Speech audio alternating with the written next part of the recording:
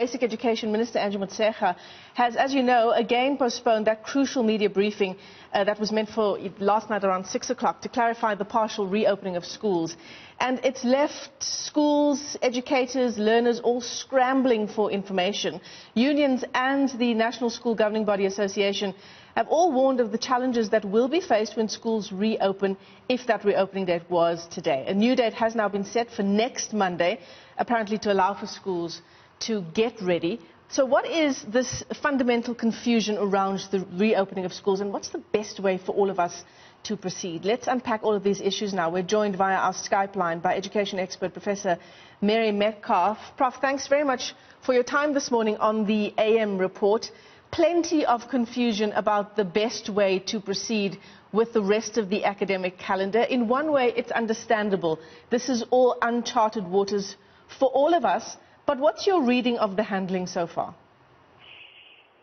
It is uncharted waters, and we need to be able to speak with greater unanimity and agreement by all stakeholders that parents are looking to for guidance, which includes government, which includes the school governing body associations and the unions all working together. Until we get those three main organizations talking with one voice, I think we're going to be frustrated in terms of being ready and in terms of communicating that readiness to the public.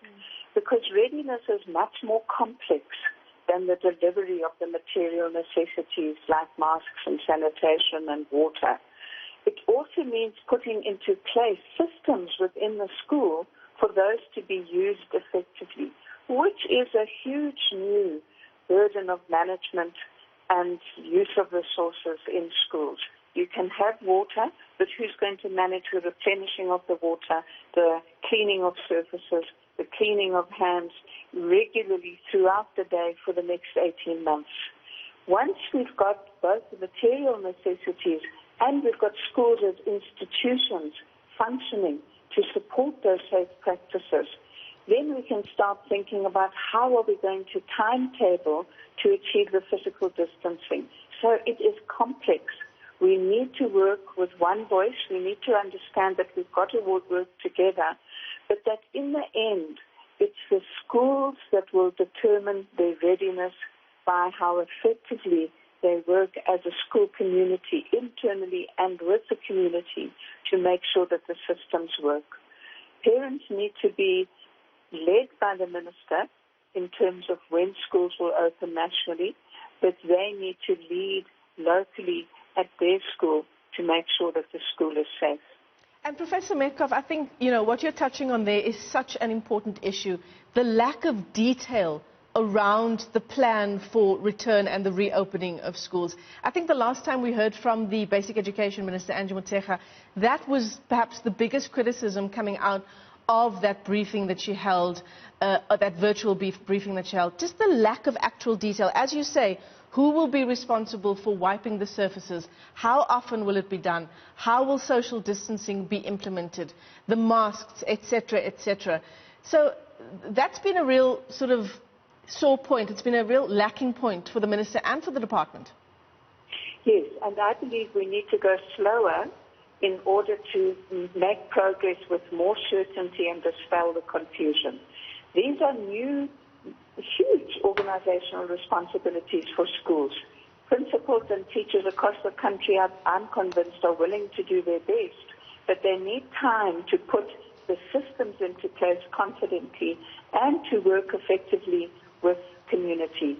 I continue to believe that whilst we need a national framework, we need to trust school leaders, community leaders, school governing bodies to work within the realities of their context in an understanding that they care for the health of all children, teachers and workers in the school, and that they're going to practice the necessary routines.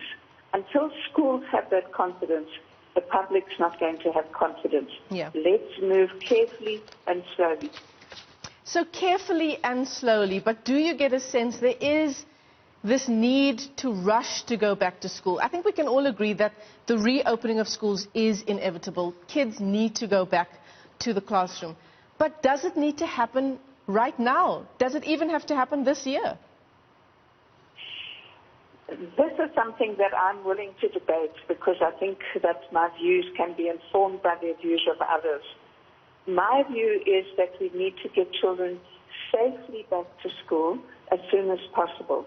The conditions for safety include the material as well as the organizational. But children need to be at school because, number one, the National School Nutrition Program is going to be introduced when schools are ready. The government's given that commitment.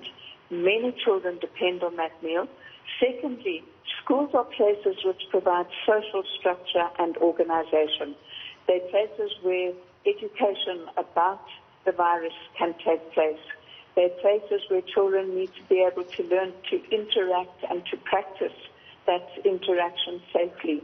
If we think that schooling is about getting back so that we can try and catch up the curriculum, work faster, get more taught, we are going about this the wrong way. Schools are places where children will have access to learning, where they'll be supported to understand how to learn at home, but it's a broader social place of care and community support at the moment. Yeah, absolutely. And I think the parallel sort of thing that we can compare that to is that opening up the economy so that people can go back to work. It's not just a health decision, it's an economic decision. The same principle applies here. Well, it's a health decision, but we also need to understand that we need to support mental health of learners. They have anxieties, their lives have been disrupted, they are feeling lonely. How do we open schools so that health is paramount for learners, teachers, and workers? But how do we make sure that the school is an environment of care, concern, and support?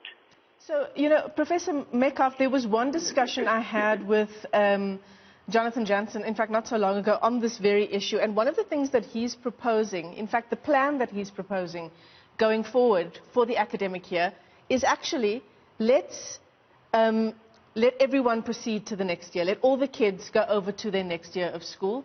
Let's scrap the remainder of this year. For those who have been accepted into tertiary education institutions, they've most likely been accepted on the basis of their grade 11 results. So put the matriculants over as well and let them do a bridging course. Just on the face of it, if you don't have a lot of detail on what he's proposing, on the face of it, what do you think about a plan like that?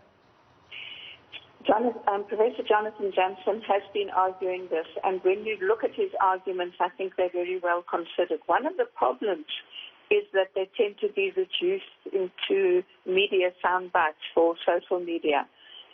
Where that is reduced to saying children should not return to school, I don't support it. Where it says children should come back to school into a learning environment and a supportive environment, but that the question of what's assessed and what counts as promotion can't be squashed into the remaining years of this, remaining months of this year.